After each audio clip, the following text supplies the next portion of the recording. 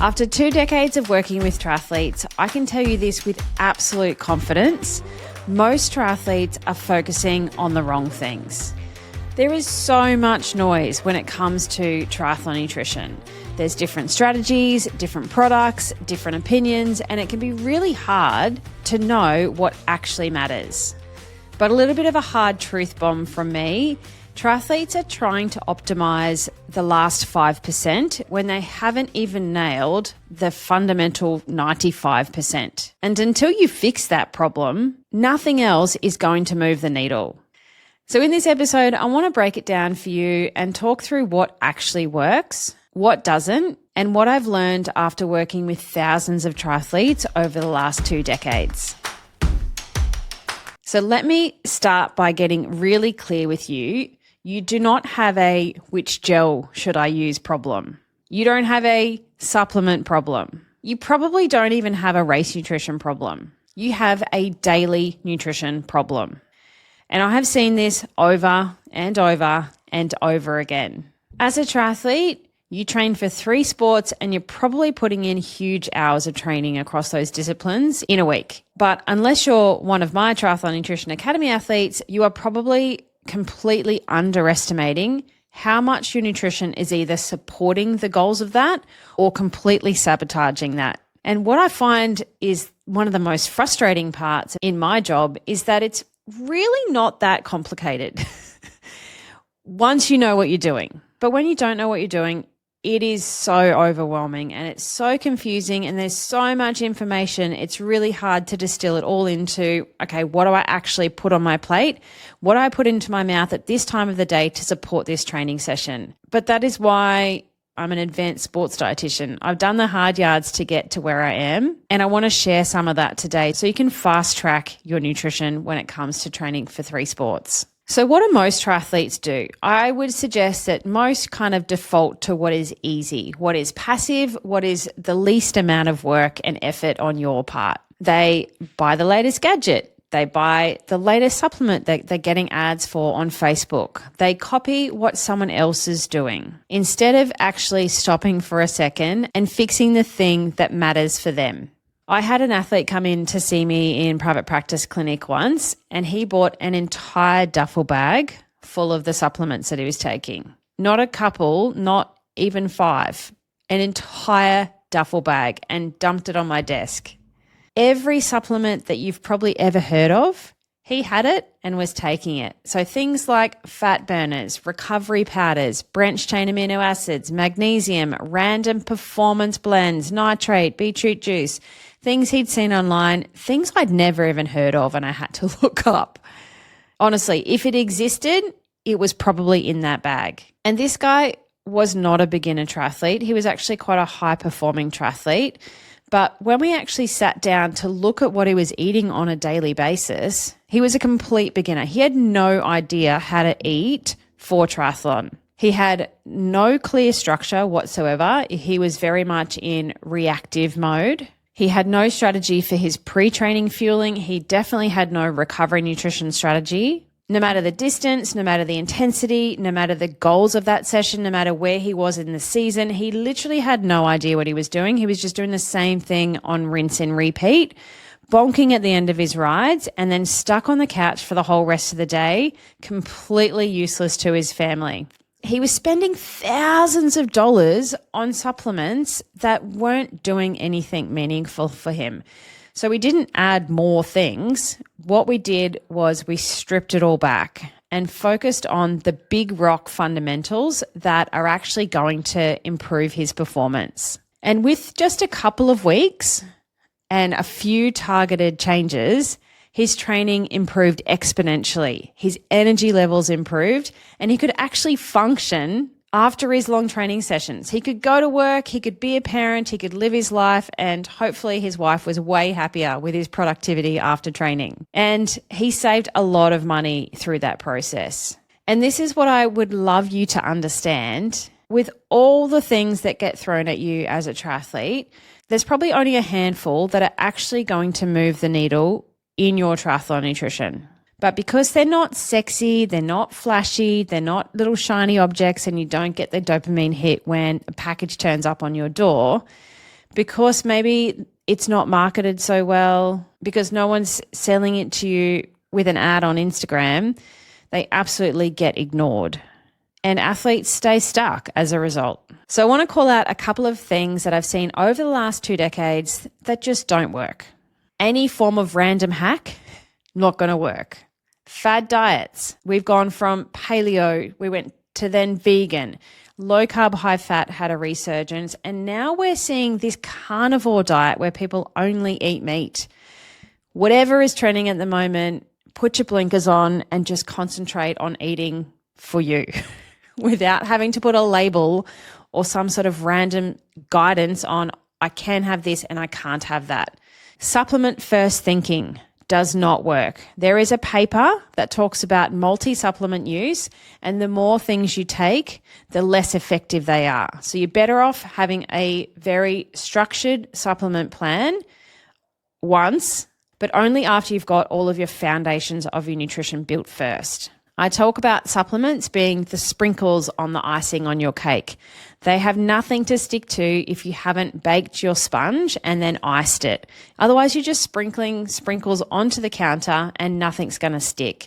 So very targeted supplements can definitely be performance enhancing. There's a few that we talk about in the TNA program that I get people to use and to implement, but there are plenty of others that are not going to do anything. Then they're just going to be making expensive urine if you're not absorbing them. Copying what others do is not going to work.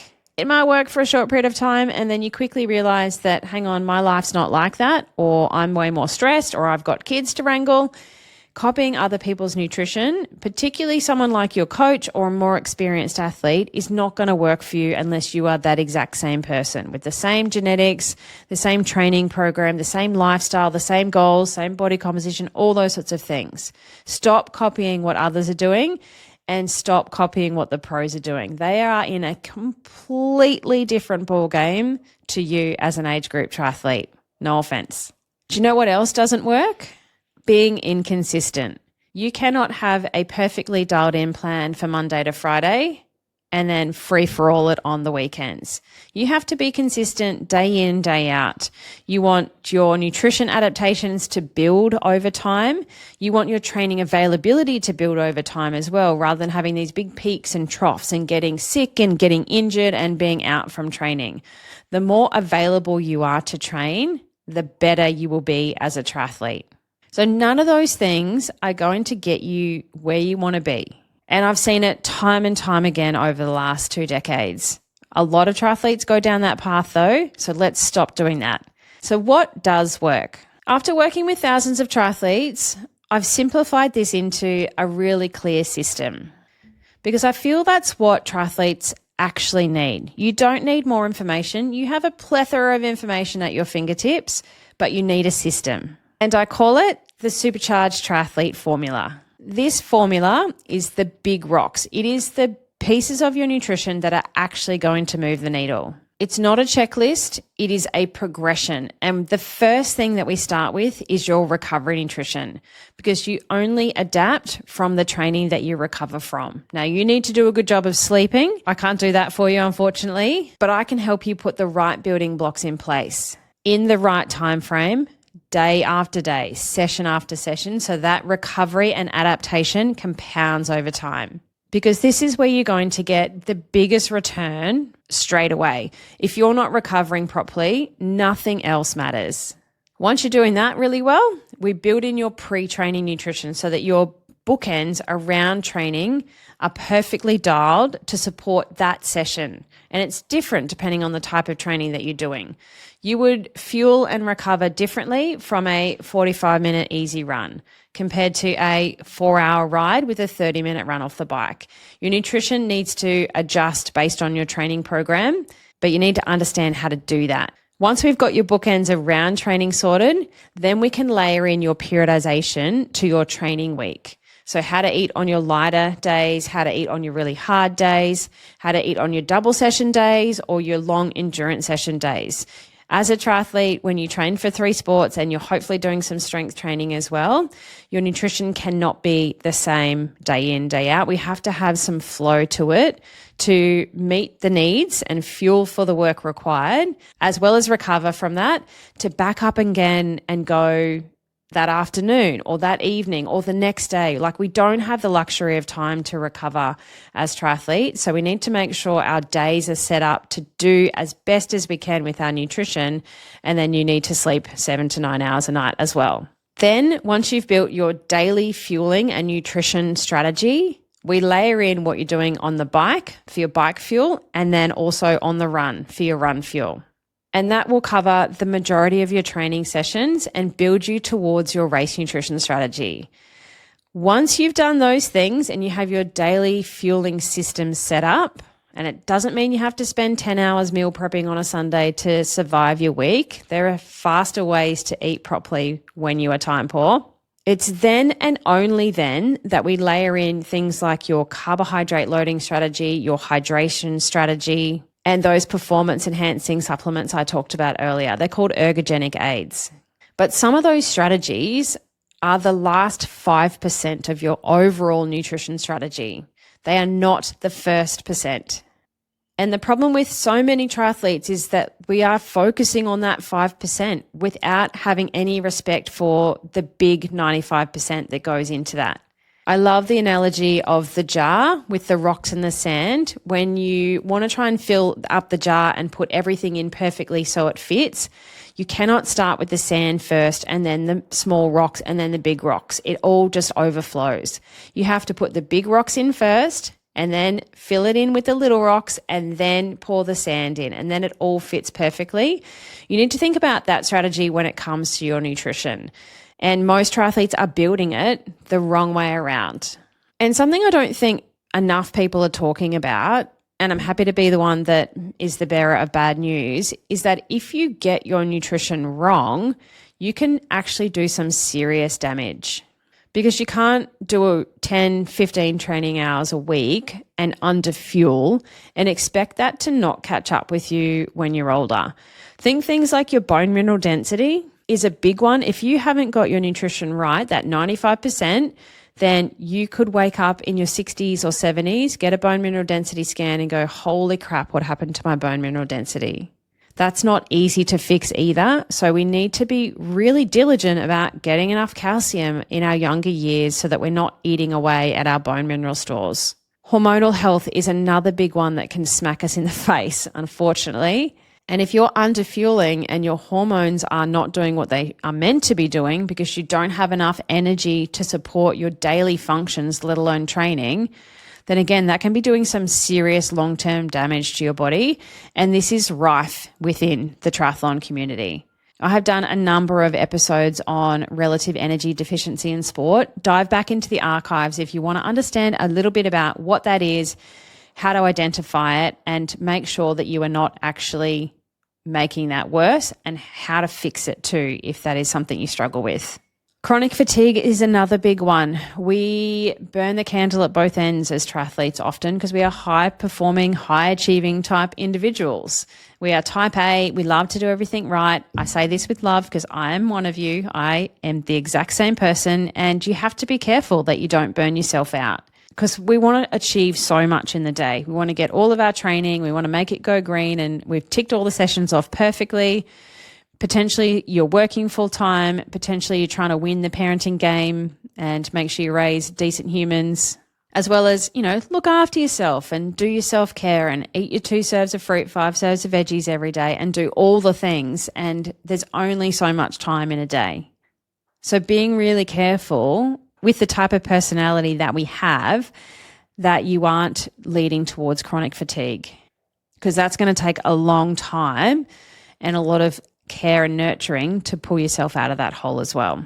So these are some real challenges and real struggles I see with triathletes in particular when you don't get your nutrition right for an extended period of time. I'm not talking about a couple of weeks here. I'm talking about like season after season, year after year, your nutrition is not particularly supporting training for 3 sports. And especially important as you're getting into your 40s, your 50s, your 60s, your 70s. You might feel fit, you might feel quite highly functional, but that doesn't mean you're healthy. And by the time you do find out that something's wrong or something went awry 10 years ago or 20 years ago, it's a lot harder to fix, like bone mineral density. Now, I know a lot of triathletes are spending a lot of time thinking about nutrition, Googling nutrition, asking ChatGPT about nutrition, listening to podcasts, watching YouTube, picking up some little nuggets here and there, trying to implement them. Not sure if it's working, second guessing, back to still being confused and unsure. If you gave me 1 to 2 hours of your life each week for 9 months, I guarantee I could save you 10 hours because you'd actually have a system.